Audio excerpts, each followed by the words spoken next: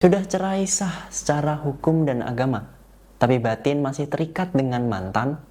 Ini dia cara lepas dari sisa belenggu hubungan toksik. Pernikahan adalah satu upacara sakral yang melibatkan banyak komponen dalam rangka menyatukan dua individu dalam satu ikatan yang diatur lengkap dalam agama dan hukum manusia yang berlaku.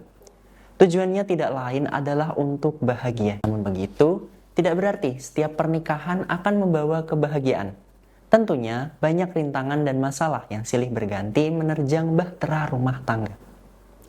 Dan karena kurangnya pemahaman tentang ilmu agama, tidak jarang kata cerai sangat mudah terucap. Bahkan yang bersumber dari masalah sepele bisa jadi pemicu perceraian. Nah, ada juga kisah dari klien saya yang merasa masih terbelenggu dengan bayang-bayang mantan suaminya.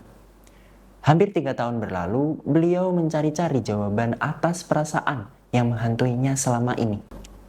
Awalnya, beliau telisik kejadian-kejadian yang mungkin berhubungan dengan perasaan mengganjal yang dirasakan. Mungkin juga ini karena efek pernikahan yang sudah berjalan belasan tahun, yang tidak disadari telah membuat energi batin klien saya ini sudah melebur jadi satu dengan mantan suaminya. Nah, ini sering terjadi pada kasus perceraian lain juga. Walaupun sudah jatuh talak 3, yang mana secara agama sudah sah berpisah dan sudah juga dikukuhkan secara hukum melalui pengadilan, tapi masih saja ada perasaan mengganjal yang tertinggal setelah tidak lagi tinggal satu atap. Hal ini makin diperparah jika perceraian meninggalkan kesan buruk yang diberikan oleh mantan suami. Entah itu KDRT dalam bentuk verbal maupun fisik, maka belenggu yang menjerat korban yang tidak lain adalah istrinya akan semakin menyempit dan menyakitkan. Biasanya, korban tidak menyadari bahwa dia telah terluka secara batin. Ini bisa jadi disebabkan karena kurangnya pemahaman pada diri sendiri. Perasaan rendah diri yang terus-menerus dipelihara membuat korban gagal untuk mengenal jati dirinya.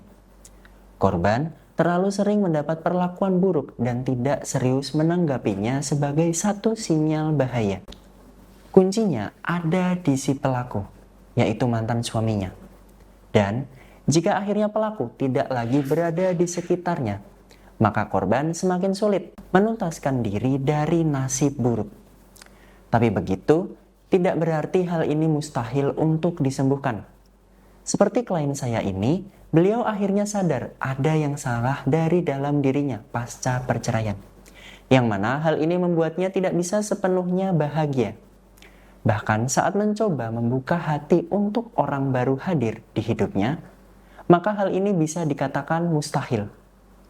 Sebabnya tidak lain karena batin dari klien saya ini masih terikat dengan mantan suami.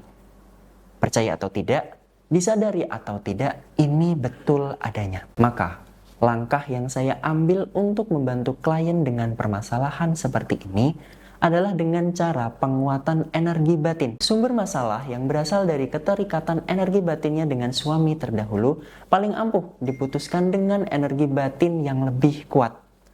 Nah, untuk memperoleh energi batin bisa ditempuh melalui beberapa cara. Salah satunya dengan sarana spiritual dari saya. Biasanya, cara ini dilakukan bila si klien mengalami trauma yang mendalam dan susah disembuhkan. Klien tipe ini tidak bisa membantu dirinya sendiri, sehingga perlu transfer energi batin besar-besaran dari pihak lain. Sekarang bagi Anda yang merasa terjerat dalam hubungan toksik yang tiada akhir, atau Anda yang berjuang untuk sembuh dari trauma pasca perceraian, Anda bisa mendapat bimbingan dari saya melalui link yang ada di deskripsi.